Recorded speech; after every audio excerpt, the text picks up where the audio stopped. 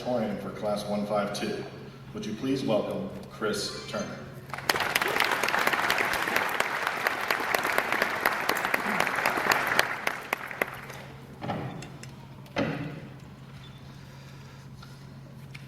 Good afternoon. Good afternoon.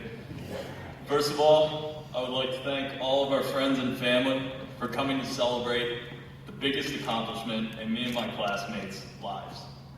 Secondly, I would like to congratulate the amazing, smart, hardworking, and passionate group of people sitting in front of me that I am honored to call not only my colleagues, but my friends, on surviving the last 3.5 years and today becoming doctors of chiropractic. I cannot express how proud I am of every single one of you. Today I would like to talk about whether the glass is half full or whether the glass is half empty. I want to talk about perspective and how it affects the lives of the people around you.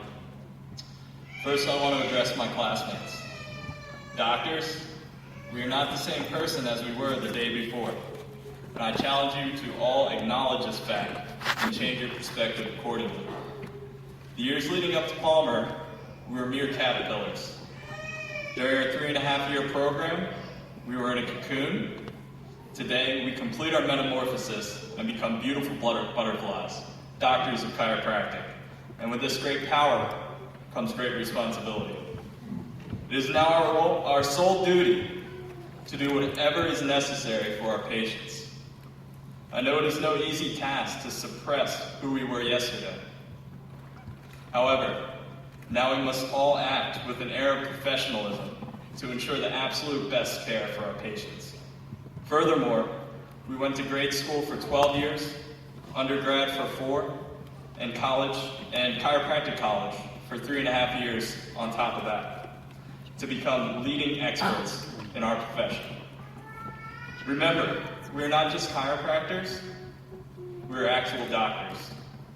Do not continue to feel uneasy, uncomfortable, or unconfident about doing whatever your patient needs.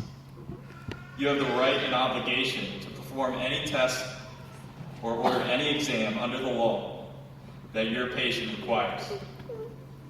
If you let your previous mindset get in the way of this, you will be acting below the standard of care and will be doing your patients a complete and utter disservice. I pose to you this final question.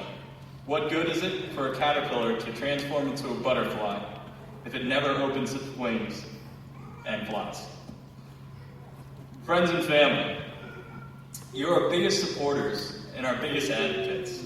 We will rely on you to give us hope, confidence, and to tell everyone you know about how great chiropractic is. For this, you must also change the perspective you have with me and my classmates. We are no longer the immature teenagers we once were. We are now doctors, real doctors. I ask that if you have a health concern, to request the advice of your loved one and actually trust them to take excellent care of you. If our closest friends and relatives cannot do this, how can we expect anyone else to? We need your faith in us to give us the confidence we need in order to become successful. Never forget who we once were, but please recognize who we are now, respect us, trust us, and believe in us, because we need your support more than anyone else's. Finally, professors, perhaps my final message to you is the most important message of all, because of the fact that the indefinite future of our profession lies in your hands. You are the teachers, role models, and idols for every student that enters this program. All the students look up to you, respect you, admire you, and in some cases are even attracted to you because of the position of power and authority that you have over them.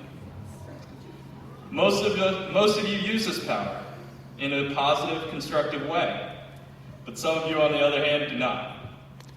I was a teacher, and in my mind, a teacher should always, no matter what, encourage students to do the best that they possibly can and to always reach for their dreams. There are a number of you who had the perspective that school was just another hoop to jump through. Multiple times I can remember some saying C's for chiropractor and telling stories about previous valedictorians who didn't pass boards or were unsuccessful in practice. These comments completely discount the value of not only getting good grades, but actually learning as much as we can in school to become the best doctors we can be and to provide the absolute best patient care possible. Multiple classmates have expressed their displeasure with these remarks and wish they hadn't have been made at all, so that they would not have slacked off as much in class and got way more out of the education that they paid so much for. To help this movement, today, I will write the first chapter of a new story you can tell to future students.